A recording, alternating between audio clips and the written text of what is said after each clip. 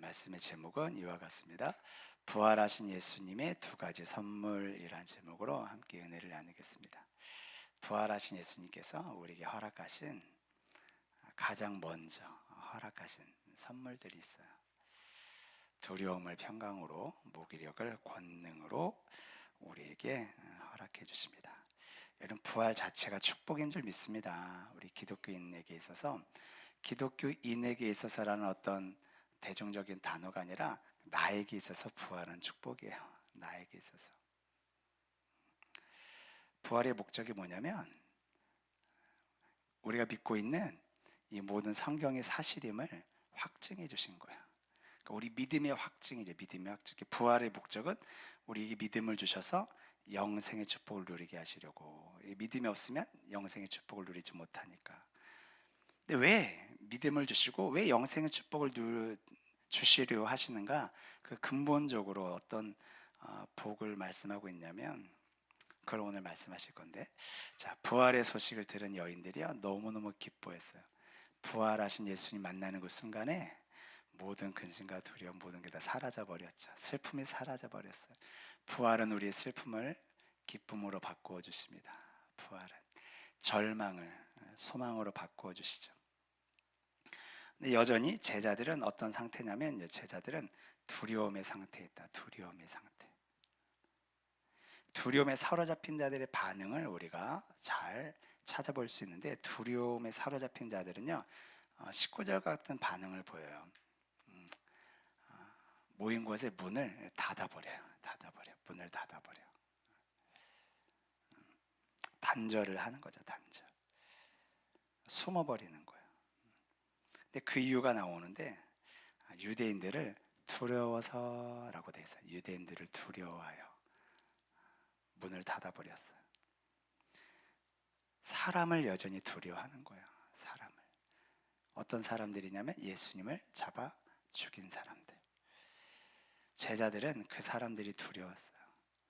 그 사람들이 자신들에게 가해야 할 그런 위협이 두려웠어요. 앞으로 어떻게 될 것인가에 대한 미래에 대한 불안감이 두려움을 가져다 주었습니다. 그 미래에 대한 믿음이 없기 때문에 두려운 거예요.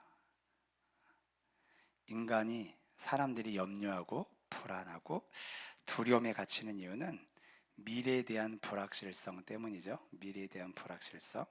이 불확실성이 믿음을 가져다 준다라면, 만약에 우리는 불확실성 속에 살지 않아요. 미래를 아무도 알 수 없으니까. 근데 아무도 알 수 없는 그 미래에 대해서 우리가 불안함을 가지고 있다는 것은 나의 미래가 하나님의 손에 있다는 사실을 믿지 못하고 있다는 걸 드러내는 거예요. 나의 미래가 하나님 손에 있다. 우리 자녀들의 미래가 하나님의 손에 있음을 믿으시기를 축복합니다. 그럴 때 미래를 통해서 가져다주는 불확실성에 대한 두려움에서 우리가 벗어날 수 있어요. 여러분의 미래는 누구의 손에 있죠? 여러분의 미래는 누구의 손에 있나요? 때로는 제자들처럼 어떤 유대인들의 손에 있다고 믿을 때가 있어요. 때로는 어떤 사람들의 손에 내 미래가 달려있다. 주식을 하는 분들은 주식에 내 미래가 달려있다 생각하시는 분들은요 밤잠을 잘 못 자요. 불확실성이 있는 것이죠.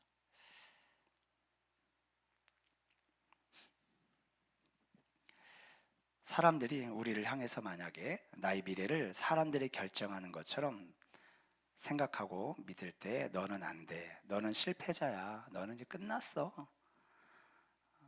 라고 말하는 그 말이 나의 미래를, 여러분의 미래를 결정한다고 우리가 생각할 때 얼마나 그 사람이 여러분 비참하겠습니까? 사람들의 말에 흔들리고 사람들의 말에 막 두려워하고 염려하고, 어떤 사람들의 말이 우리 미래를 결정하는 게 아니에요. 세상이나 세상 사람들의 말이나 협박이나 위협에 의해서 우리 미래가 결정되는 것이 아니라, 우리 미래는 오직 하나님만이 우리 미래를 주관하시고 결정하신 분임을 믿으시기 바랍니다. 하나님이 내 미래를 결정하신다면 여러분의 미래는 소망이 있어요. 하나님이 내 미래를 결정하신대. 우리 하나님 어떤 하나님이죠? 우리를 사랑하시는 하나님, 언제나 가장 좋은 거 주시기를 기뻐하시는 하나님이세요. 그 증거가 부활이라는 거예요. 그 증거가. 제자들은요, 예수님 붙들려 갈 때, 붙잡혀 갈 때요, 죽을지도 모른다는 불안감이 있어서 죽을지도 모른다. 이제 큰일 났다. 끝날지도 모르겠다. 그래가지고요, 베드로 같은 경우에는 예수님 붙잡으러 갈 때 칼로 말고의 귀를요, 병류의 귀를 잘라버렸어요. 자신의 칼로, 자신의 힘으로 그걸 멈추려고 했던 거예요. 무엇이? 그 불안감이 과격한 행동을 유발하게 했던 거예요. 그 불안감이 막 주체할 수가 없는 거예요. 막 그렇죠. 누군가가 막 과격한 행동을 하면 그 안에 불안감이 있는 거예요. 불안감. 미래에 대한 불안감. 예수님 십자가에 못 박혀 진짜 그런데 예수님이 십자가에서 죽으셨어요. 죽으셨어. 그럼 여러분 예수님의 미래가 끝난 건가요? 죽으셨으니까 끝난 건가요? 제자들은 그렇게 생각했다는 거예요. 그래 너무너무 두려운 거예요. 이제는 끝났다. 예수님이 이제 끝났다. 우리의 미래도 끝난 거야. 우리가 호산나라고 외쳤던 그 예수가, 로마에서 우리를 해방시킬 그 예수가 이제는 죽어버렸다는 거예요. 이제는 다 끝났다는 거예요. 이제는 소망이 없다는 거예요.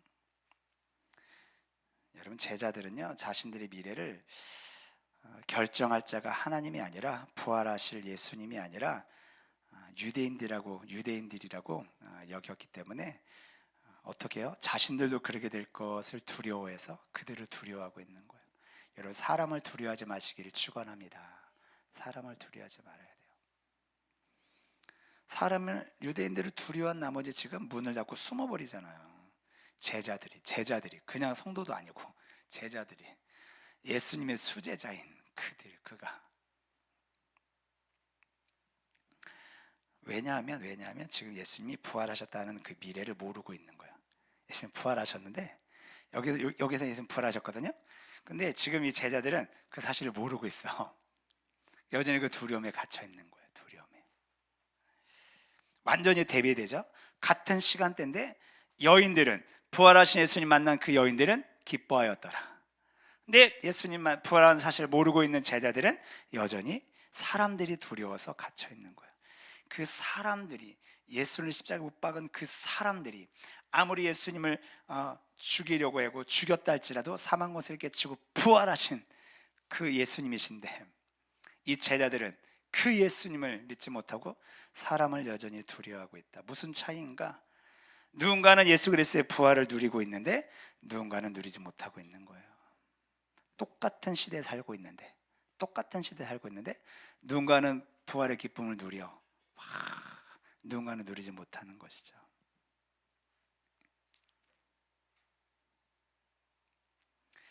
그래서 우리 예수님이 참 너무 감사해요. 너무 사랑의 말씀. 그러니까 우리 하나님의 사랑의 하나님이라 그래요. 그래서 우리 하나님이 어떻게 해요? 그 제자들 찾아가시잖아요. 찾아가셔. 오늘 이 시간에도 우리에게 찾아오신 줄 믿습니다. 우리에게도. 그리고 보여주시는 거예요. 믿음이 없으니까 보여줘야 믿거든요. 이 사람들은. 20절이죠. 이 말씀을 하시고 손과 옆구리를 보이시니 제자들이 주를 보고 기뻐하였더라. 비로소 불안에 떨고 있던, 두려움에 떨고 있던 그들이 숨어있던 그들에게 예수님 찾아오셔서 확실하게 제자들 앞에 서 있는 그가, 십자가에서 죽으신, 자신의 눈으로 목격했던 그 손과 발에 못 박혔던, 옆구리에 창을 찔렸던 그 예수시라는 것을 딱 증명해 보이니까 두려움이 사라져버리고 기쁨이 임하는 거예요. 말씀하신 대로 예수님이 살아나셨음을, 썩지 않고 부활하셨음을 증명하신 것이죠. 예수님의 미래는 십자가에서 끝이 난 게 아니라는 거예요. 이 땅에 있는 수많은 주교들, 수많은 거짓 그리스도인들, 거짓 그 선지자들, 거짓 그리스도인들, 그 수많은 사람들이 어쩌죠? 다 죽음으로 끝나버려. 죽음으로 끝나버렸어. 근데 우리 예수님은 죽음으로 끝난 게 아니라 예수님의 무덤은 비어 있는 줄 믿습니다. 살아나셨기 때문에.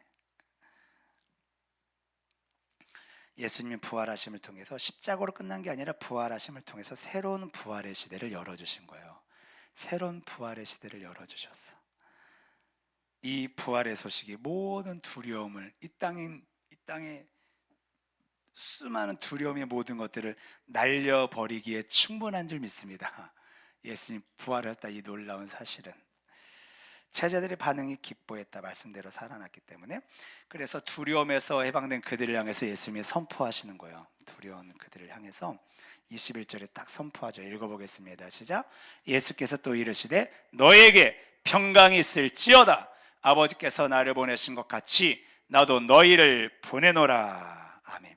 사망 권세를 깨치고 부활하신 예수님께서 제자들에게 뭘 선포하고 있어요? 평강이 있을지어다라고 딱 선포하는 거예요. 우리 하나님은 창조하시는 분인 줄 믿습니다. 평강이 있을지어다 딱 선포해버려. 두려움에 사로잡힌 자들을 향한 이 시간에 선포하고 계시는 거예요. 우리를 향해서. 사람이 두려운 자들아 평강이 있을지어다. 환경이 두려운 자들에게 평강이 있을지어다. 죽음이 두려운 자들, 병마가 두려운 자들, 상황이 두려운 자들에게 평강이 있을지어다. 아멘.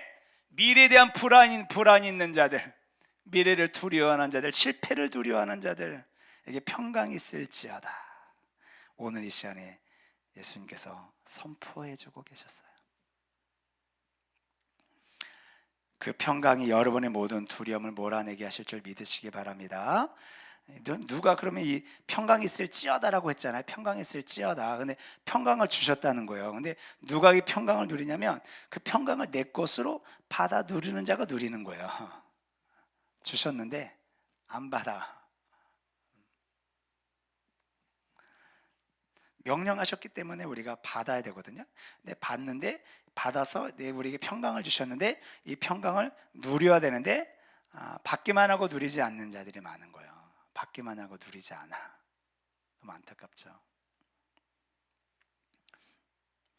어떻게 해야 우리가 이 평강을 받아서 누릴 수 있는가? 우리의 것으로. 이 평강이 우리에게 이렇게 전체적으로 우리가 물속에, 평강이라는 물속에 뛰어들어가 가지고 우리가 전체가 평강 안에 우리가 거해야 온전한 평강을 누리거든요. 부분적인 평강이 아니라, 일시적인 평강이 아니라 영원한 평강을. 세상이 주는 것은 다 일시적이에요. 여러분, 세상이 주는 것은요, 오직 하나님이 주시는, 예수님이 주시는 평강만이 진정한 영원한 완전한 평강인 줄 믿습니다. 그래서 우리가 그 평강 안에 거해야 되거든요. 어떻게 거할 수 있는가? 제가 방법을 알려드릴게요. 우리 예수님이 우리 안에 어떻게 거할 수 있죠? 그 예수님을 믿음으로 영접하는 거잖아요. 예수님을 영접하는 순간에 예수님 우리 안에 들어오시는 것처럼 우리가 이 평강을 우리 안에 받아들이는 거예요. 영접하는 것처럼 이 평강을 받아들이는 거예요. 받아들이면서 내 안에 염려와 근심과 불안과 두려움은 떠나갈지어다라고 이 평강을 통해서 두려움을 딱 몰아내버리는 거예요. 근데 이게 어떻게 그러면 우리가 받아들일 수 있냐면 믿음으로 받아들일 수 있다는 거예요. 믿음으로. 영접은 뭐냐면 영접하는 자 곧 그 이름을 믿는 자들. 그러니까 믿음으로 예수님을 영접할 수 있는 거예요. 믿음으로. 믿을 때 믿음을 때 영접이 되는 거예요. 이 평강도 하나님 여러분에게 평강을 주신 그 평강을 누리기 위해서 이것을 믿음으로 받아들여야 돼. 믿음으로 받아들여. 나에게 평강을 주셨다. 평강이 내 안에 거하신다. 이 믿음. 이게 왜 중요하냐면 여러분 안에 이 평강이 있어야, 여러분 안에 예수님이, 그러니까 세상이 주는 평강 말고 예수님이 주시는 평강이 있어야 예수님이 주시는 평강을 나눠줄 수 있는 거예요. 그래서 평강이 있을지어다라고 딱 먼저 선포하신 다음에 뭐라고 말씀하냐면 나도 너희를 보내겠다라고 말하는 거예요. 하나님이 나를 보는 것처럼, 아버지가 나를 보는 것처럼 평강의 왕으로 오셨고 평강을 줬잖아요. 때문에 이제는 그 예수님께서 제자들에게 평강을 딱 주신 다음에 내가 너희들을 보내겠다. 평강의 사도로, 평화의 사도로. 예수님을 믿는 자들은요, 이 평화의 사도예요. 평화의 사도. 여러분이 뭔가 평화를 끼치려고 하는 게 아니라 여러분의 방법과 수단으로 평화를 끼칠 수 없죠. 우리는 무엇으로만 가능하냐면 예수 그리스도만이 가능한 줄 믿습니다. 예수 그리스도만이 그 온전한 평강을 나눠줄 수 있는 거예요. 그래서 예수님이 제자들을 마을에 전도할 때요, 집집마다 들어가면서 뭘 딱 하라고 명령하셨냐면, 마태복음 10장 12절에도 말씀했죠. 그 집에 들어가면서 평안하기를 빌라, 평강이 있을지어다 라고 선포하라는 거예요. 누가복음 10장에도 10장 5절에도 어느 집에 들어가든지 먼저 말해라, 이 집에 평안할지어다 라고 선포하라는 거예요. 그래서 이것을 하게 하시기 위해서 예수님께서 이걸 잃어버린 거죠. 이 평안을 주는 거를 다시 그 평안을 허락하셨죠. 평안을 주시기 위해서, 평안을 주시기 위해서. 세상의 것들은 다 일시적이에요. 돈, 건강, 무탈함, 소원, 성취, 뭔가 잘됨, 뭐 다 일시적인 평안이죠. 평안. 금세 사라져 버리지만 예수님이신 평안은 영원하고 완전하고 온전하시다. 온전하시다. 원하옵기는 영원하고 완전하고 온전하신 예수 그리스도의 평화가, 평강이 여러분에게 임하시기를 간절히 축원합니다. 주여 역사하시옵소서. 여러분 받으셨으니까 이제 어떻게 해야 돼요? 나눠주라고. 오병이어처럼. 놀랍죠? 내가 평강을 하나 딱 줬는데 이 평강 나눠주면 전 어떡해요? 이럴 수 있잖아요. 걱정하지 마세요. 평강을 주신 평강은 나눠주면 나눠줄수록 계속 생기는 줄 믿습니다. 계속 생기는 거예요. 이게 예수 그리스도의 여러분 놀라운 복음의 능력이에요. 평강이 탁 선포될 때, 선포된 그 사람 안에, 그 사람의 집 안에, 그 공동체 안에 하나님 나라가 이루어지는 거예요. 하나님의 통치가 이루어지는 거예요. 하나님의 살아계심이, 하나님의 구원의 역사가 그곳에 이루어지는 거예요. 놀랍지 않습니까, 여러분? 누리시기를 축복합니다. 제자들이 이제 예수님이 허락하신 평강을 딱 장착했어요. 장착했는데 여러분, 장착했다 그래서 나눠줄 수 있는 건 아니에요. 주었다고 해서 전할 수 있는 건 아니라는 거죠. 이것을 예수님은 너무나 잘 알고 계셔. 알고 있다고 다 전할 수 있는 게 아니에요. 가지고 있다고 나눠줄 수 있는 게 아니에요. 여러분, 예수 믿는다고 다 있으면 전할 수 있는 게 아니에요. 알고 있지만, 믿고 있지만, 가지고 있지만 전하는 사람들은요 또 소수예요. 소수. 또 다른 차원의 문제라는 거예요. 그래서 이 평강을 전하는 사자로 쓰임받기 위해서 예수님께서 그 다음 이 말씀을 주신 거예요. 22절에 이 말씀을 하시고 그들을 향하여 숨을 내쉬며 이르시되 성령을 받아라 라고 말하는 거예요. 부활하신 예수님께서 주신 첫 번째 축복은 평강을 받아라 라는 거였어요. 부활하신 예수님이신 그 평강이 우리에게 주신 첫 번째 축복이에요. 이 평강을 잃어버리지 말아야 돼. 사단 마귀는 이 평강을 무너뜨려서 마음을 무너뜨리고 지켜야 되고요. 두 번째는 이걸 지킬 뿐만 아니라 이것을 이제는 나누어주는 존재로 우리가 살아가기 위해선 뭘 받아야 돼요? 성령을 받아라 라고 말하는 거예요. 성령을 받아라. 여기 성령을 받으라 라고 하자. 성령을 받으려잖아요. 성령을 받으라.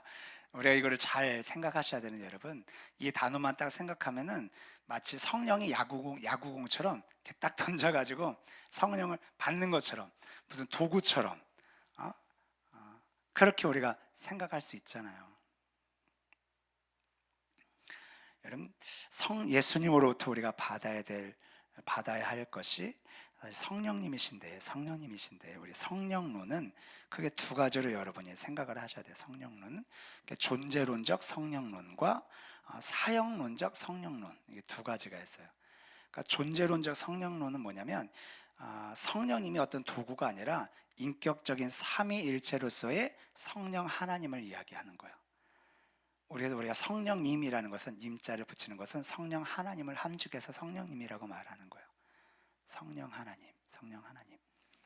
성령님을 부를 때는 하나님과 동일시해야 돼요. 하나님과 동일시. 그래서 인격적으로 우리가 대하고, 또 동일하게 성령님도 하나님과 동일하게, 예수님과 동일하게 찬양을 받으시기 합당하신 분이에요. 그러니까 우리가 하나님 그러면 우리 성부 하나님만 생각하는데, 하나님을 우리 찬양하잖아요. 당연히 하나님은 찬양받기 합당하시죠. 근데 예수님도 예수님에게도 찬양하잖아. 예수님 찬양 받아주세요. 그럼 우리가 성령님도 동일하게 찬양을 받으시기에 합당한 분이라는 거예요. 삼위일체 하나님이기 때문에. 그래서 우리 찬송가 1장 2장 3장 거기 보면 2장 같은 경우에는 찬양 성부 성자 성령 성삼위일체께 영원 무궁하기까지 영광을 돌리세. 성령 하나님께도 찬양하면서 영광을 올려드리죠. 왜? 성령님도 성령 하나님이기 때문에. 성령 하나님이기 때문에. 기본적으로 우리 안에 내주하시는, 우리 안에 내주하시는 그분은 인격적인 성령 하나님을 말하는 거예요. 내주하고 계시는 분. 그러면 이 사용론적인 성령론은 뭐냐? 성령님의 권능, 능력, 은사를 말하는 거예요. 성령님의 권능을 이야기할 때, 복음 우리가 사명을 감당할 때 성령의 충만함을 받으라 그러잖아요. 성령의 충만함을 받으. 이미 나는 성령님이 내 안에 내주하시는데 무슨 성령을 받으라 그러는 거야. 이걸 모르면은 헷갈리는 거예요. 내 안에 성령님이 계시는데 왜 자꾸 성령을 받으라고? 성령의 충만함을 받으라는 것은 사역적으로 성령의 권능을 받으라는 거예요. 그래서 우리 충만함을 임할 때 성령의 권능이 임하는 거예요. 성령의 권능으로 우리가 사명을 감당하는 거예요. 성령 사명. 그래서 인격적인 성령님과 우리가 사역적인 성령의 권능을 우리가 구분해야 되는데, 가장 쉽게 명료하게 구분해 놓은 말씀이 사도행전 1장 8절이죠. 오직 성령이 너에게 임하시면이라는 단어와 너희가 권능을 받고, 다 성령님을 말하는데, 임하시면은 존칭을 쓰고 있죠. 인격적인 존재로 가리키고 있잖아요. 여기서 임하시면은 내주하시는 성령님을 말하는 거예요. 너희가 성령님이 내주하시면 너희가 그 성령님으로 말미암아 권능을 받아서, 그리고 권능을 받아야 예루살렘과 온 유대와 사마리아 땅끝까지 이르러 내 증인이 될 수 있다라고 말씀하고 계시는 거예요. 이 성령의 권능을 우리가 받아야 된다는 것이죠. 그래서 우리가 성령의 충만함을 간구하는 거예요. 성령의 충만함을. 성교역 사명 감당. 이제 언제 성령님이 충만함으로 역사하냐면, 우리가 이게 내 증인이 되라. 예수 그리스도께서 부활하셨다는 사실을 알리는 그리스도의 부활의 증인이 될 때 우리가 성령의 권능을 받아가지고 우리가 비로소 증인으로 살아갈 수 있는 거예요. 권능을 받아야 전할 수 있는 거예요. 성령님이 내주하고 계시지만 성령의 권능이 나타나지 않으면 전도하기가 어려운 거예요. 전도하기가 어려워. 성령의 충만함이라는 것은 그 성령님으로 가득 찬 거예요. 권능으로 가득 찬 걸 말하는 거예요. 성령 충만한 거죠. 누군가는 내주하고만 계셔. 이렇게 있기만 있어. 역사하지 못하시는 거예요. 왜? 충만하지 못하니까. 충만하지 않으시니까. 이 성령님이 능력이 없어 충만하지 않은 게 아니라, 내가 성령을 모시고 있는 그 사람이 성령의 권능을 인정하지 아니하고 성령의 충만함을 사모하지 않는 거예요. 자기가 성령의 지배를 받기를 거부하는 거예요. 충만함을 간구하는 자들은요, 성령님 나를 지배해 주세요, 나를 다스려 주세요, 내가 성령이 이끄시는 대로 내가 쓰임받는 존재, 부활의 증인으로 살겠습니다라고 이런 결단과 헌신을 할 때 성령께서 우리 안에 충만함으로 역사하는 거예요. 이런 거 없이 그냥 맹목적으로 하나님 충만함을 주세요. 왜 충만함을 뭐 때문에 달라는 건지가 중요하잖아요. 뭐 하려고 충만함을 달라는 거니? 능력 나타내려고요. 그 능력 나타내서 뭐 하려고? 예수 그리스도의 살아계심을 증거하는 증인이 되기 위해서입니다. 저에게 충만함을 부어주시옵소서. 그때 내 안에 성령께서 폭발적으로 역사가 일어나는 거예요. 이 전구에 소켓이 딱 연결되어 있잖아요. 이게 내주했다고 생각하는데, 이게 불이 언제 들어요? 전기가 팍 들어갈 때 불이 팍 붙이면서 사역을 하는 거잖아요. 성령이 내 안에서 팍 충만함으로 나타나야 돼요. 권능이 임해서. 성령에서 불이 임해야 된다고 말하는, 성령의 불이 임해야 된다. 성령 내 안에 거하시지만 성령의 불이 나로 하여금 불이 나가게 해야 돼요. 성령의 불이 나가야 되는 거예요. 성령의 불이. 이것을 우리가 구분할 줄 알아야 성령의 내주하심과 사역에 대해서 이 단어를 잘 사용할 수 있다. 잘 사용할 수 있다. 자, 우리가 성령을 삼위일체 하나님이라고 말하는데, 우리가 삼위일체가 중요해요. 삼위일체가 중요한데, 예수님을 우리가 나의 구주로 영접하면 예수님 우리 안에 거하시잖아요. 그러니까 성령님이 언제 우리 안에 거하시냐는 거죠. 내주하신다고 말하는데, 성령이 너에게 임하시면, 그러니까 성령님이 우리 안에 내주하시면, 언제 내주하시는가? 성령님이 언제 내주하시죠? 여러분이 예수님을 영접하는 그 순간에 성령님이 같이 내주하시는 거예요. 왜? 삼위일체 하나님이니까. 그러니까 예수님을 영접했다 그래서 예수님 따로 영접하고 성령님 따로 영접하고 하나님 따로 영접하는 게 아니에요. 예수님 영접했다는 것은 그 안에 같이 삼위일체 하나님이 같이 들어와 계시는. 그래서 우리가 성도들을 이야기할 때 하나님이 당신과 함께 하십니다. 아멘. 예수님이 당신과 함께 하십니다. 믿습니까? 성령님이 당신과 함께 하십니다. 이 말이 다 허용이 되는 거예요. 같이 계시는 거예요. 삼위일체로 같이 계시는 거예요. 우리가 영적으로 분간을, 이게 분간이 안 되면 헷갈려요. 자, 우리가 이제 복음을 들고 나아갈 때 부활의 증인이 되기 위해서는 성령의 권능이 나타나기 때문에 성령의 충만함을 우리가 간구해야 돼요. 그래서 이 놀라운 건 여러분, 마가의 다락방에 성령의 역사가 나타났잖아요. 마가의 다락방에 성령의 충만한 역사가 나타났잖아요. 그 성령의 충만함이 어떻게 나타나는 줄 알아요? 이미 아까 말씀했죠. 예수님께서 이미 제자들에게 성령을 받으라라고 딱 명령하셨기 때문에, 그 명령하셨기 때문에 제자들이 50일 뒤에 마가의 다락방에 성령의 역사, 오순절 사건이 벌어진 거예요. 성령을 받으라고 명령하셨기 때문에 그 말씀대로 성령이 그곳에서 임하신 거예요. 받으라고 명령하셨기 때문에. 지금도 받으라고 명령하셨기 때문에 마가의 다락방의 역사가 오늘 이 밤에도 일어날지 믿습니다. 이걸 믿는 거예요. 근거, 늘 언제나 어떤 성경에 어떤 사건이 벌어지는 건요, 그 사건이 벌어진 그 말씀의 근간이 있어요. 근거가 늘 예수님 모든 사역은 다 근거, 말씀의 근거대로 사역하신 거예요. 그러니까 성경의 모든 것들은 다 짝이 있어요. 왜 이런 역사가 일어나는가? 다 앞에 뭔가가 있는 거예요. 말씀이. 우리 그거를 발견할 때 은혜가 되는 거죠. 그래서 마가의 다락방 성령의 역사는 누구로부터 시작되었는가? 예수님으로부터 시작된 거예요. 예수님으로부터. 중요한 말씀이에요, 여러분. 이게 예수님 명령하셨기 때문에 가능하다 그랬죠. 자, 그래서 23절의 말씀도 하실 수 있는 거예요.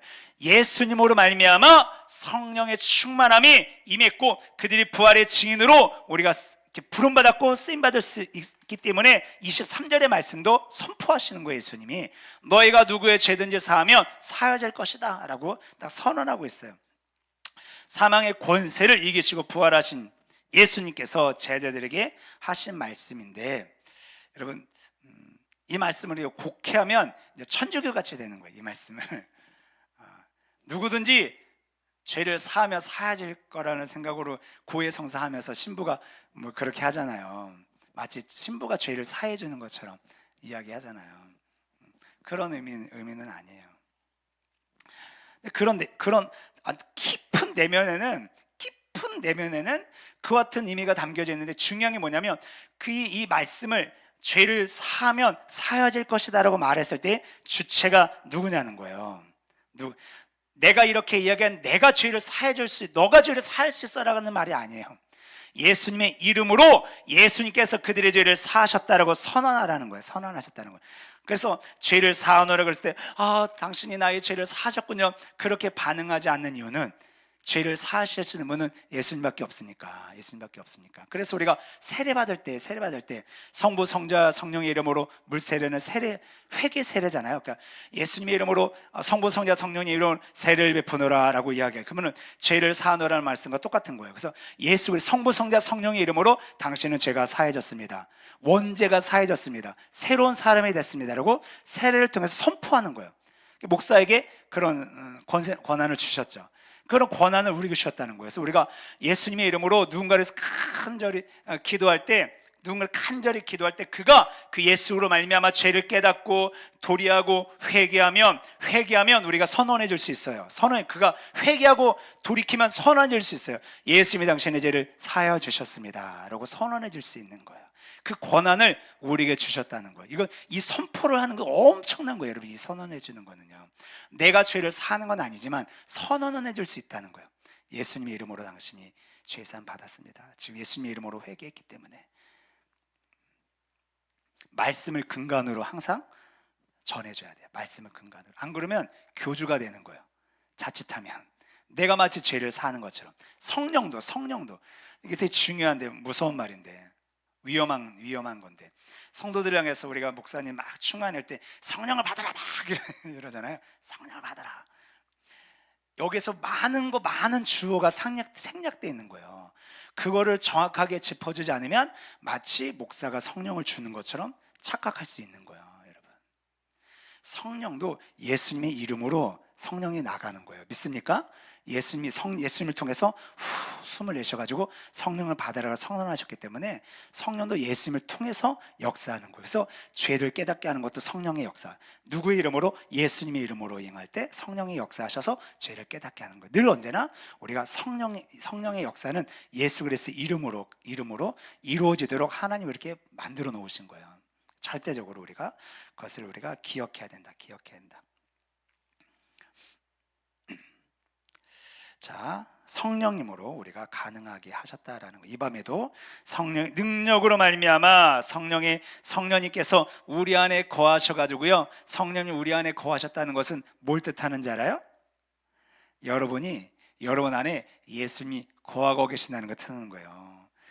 여러분 예수님 안에 거하고 있다는 건 뭘 뜻하는지 알아요? 여러분이 하나님의 자녀가 됐다는 걸 뜻하는 거예요. 이거를 여러분 믿으셔야 되고요, 입술로 선언하셔야 돼요. 내 안에 예수님을 영접했기 때문에 내가 내 입술로 예수 그리스도를 주로 고백할 수 있잖아요. 그 말은 성령님이 내 안에 최소한 성령의 권능 이런 건 아닐지라 성령이 내 안에 내주하신다는 것은 확실하다. 내주하고 계신다. 그래야만이 우리가 구원의 확신이 흔들리지 않을 수 있어요. 구원의 확신이. 성령의 사역, 성령의 능력, 성령의 권능, 이것과 성령의 내주하심을 통해서 내가 예수를 주로 고백하는 건 완전히 좀 다른 차원인 거예요. 그래서 이게 사역론적인 성령과 우리 존재론적인 성령에 대해서 우리 분명히 분간을 하시고, 오늘 말씀하신 것처럼 두 가지 축복을 주셨는데, 부활하신 예수님께서 우리에게 두려움을 몰아낼 수 있도록 평강이 말지하다, 평강을 받으라고 말씀하셨는데 받으시기를 축복합니다. 받으라고 말하는데 왜 안 받아요? 받기만 하지 마시고, 이걸 우리가 맛있는 걸 누가 주셨어, 받으라 그래서 받았어. 와, 너무 맛있는 게 손에 있는 거야. 근데 손에 받기만 하고 먹지는 않아. 그럼 뭐예요? 근데 받으면 안 한 거 아닙니까? 받았으면 그 평강을 누리시기를 축원합니다. 예수님이 부활하신 예수님이 주신 평강이에요. 여러분, 빼앗기지 마시기 바랍니다. 두 번째, 성령을 받으라라고 말했잖아요. 내주하신 성령이, 제자들은 이미 성령님이 내주하신 분들이에요. 내주한 사람들이에요. 이미 예수님 영접하는 순간에 내주하셨기 때문에 성령의 역사도 막 나타나잖아요. 근데 어쨌든 성령을 받으라, 성령의 권능이 너희에게 이제 임할 것이다 라는 것을 사역을 통해서, 이제는 선교 사명을 제자들이 감당해야 되기 때문에 예수님 부활 승천하신 이후에는 제자들로 하여금 이제 전 세계에 복음을 증거하는 선교 증인으로서의 사명을 감당해야 되기 때문에 예수님께서 성령의 권능을 받아라 라고 선언하고 계시는 것입니다. 우리 모두에게도 동일하게 이 밤에 영상으로 예배하는 모든 자들도 동일하게 예수님을 통하여서, 부활한 예수님을 통해서 허락하신 이 성령의 권능이 여러분에게 임하시기를 예수 그리스도의 이름으로 축원합니다. 아멘. 오늘 말씀의 제목입니다. 말씀의 제목, 부활하신 예수님의 두 가지 선물, 두려움을 몰아내는 평강을 허락해 주셨고, 우리 무기력, 내가 뭘 할 수 있는가? 그렇지 않죠. 성령의 권능을 우리에게 허락해 주셨습니다. 자, 오늘 기도할 텐데요, 여러분은 혼자가 아니세요. 하나님이 여러분과 함께 하시고요, 예수님이 여러분과 함께 하시고요, 성령님이 여러분과 함께 하세요. 그럼에도 여전히 두려움이 있을 수 있어요. 여러분, 뭐가 두렵나요? 이 밤에 여러분 한번 생각해 보세요. 근데 그게 진짜 두려움일까? 내가 염려하는 거, 근심하는 거, 걱정하는 거, 그게 진짜 염려거리고 걱정거리고 근심거리고 두려움거리일까? 라는 거죠. 죽음의 두려움을 예수님께서 해결하셨어요. 우리의 평강을 주셨습니다. 성령을 베풀어 주셨습니다. 성령의 권능을 우리에게 허락해 주셨어요. 이제는 받을 뿐만 아니라 이제는 누리는 자가 되어야 되는데, 그러기 위해서는 온전한 우리 안에 다시 한번 회개의 역사가 일어나야 되고요, 헛된 마음, 내 안에 평강이 나를 다스릴 수 있도록 성령의 권능이 내 안에 충만하게 임하기 위해서는요, 내 안에 헛된 것들을 버려야 돼요. 헛된 것들이 가득하니까 평강이 내 안에 온전히 다스릴 수 없는 거예요. 성령이 온전히 다스릴 수 없는 거예요. 내 안에 헛된 것들이 많으니까 이런 모든 것들 이 밤에 이 찬양 부르면서 우리 버려버릴 것들을 버려버리고 해결할 것들을 해결하고 우리 주님께 맡기면서 우리 나아갑시다. 성령여 내 영혼은, 성령의 내 영혼 이 시간에 충만하게 하여 주시옵소서. 두 손 들고 찬양합시다. 두 손 들고 찬양합니다. 다시 오실 왕 여호와께 오직 주만이 나를 다스리네. 나 주님만을 섬기리. 헛된 마음 버리고 성령이여 내 영혼 충만하게 하소서. 주님 앞에 내 생명 드리리라. 우리 한번 더 고백합시다. 두 손 들고 찬양합니다. 두 손 들고 찬양합니다. 다시 오실 왕 여호와께 오직 주만이 나를 다스리네. 우리 결단하면서 나 주님만을 섬기리. 헛된 마음 버리고 성령이여 내 영혼 충만하게 하소서. 주님 앞에 내 생명 드리리라. 성령이여 내 영혼 충만하게 하소서. 주님 앞에 내 우리 손을 가슴에 모으고 우리 헛된 마음을 지워버리게 하여 주시고 성령님 내 안에 성령이여 내 영혼 충만하게 하소서. 주님 앞에 내 생명 드리리라. 주님 앞에 내 생명 드리리라.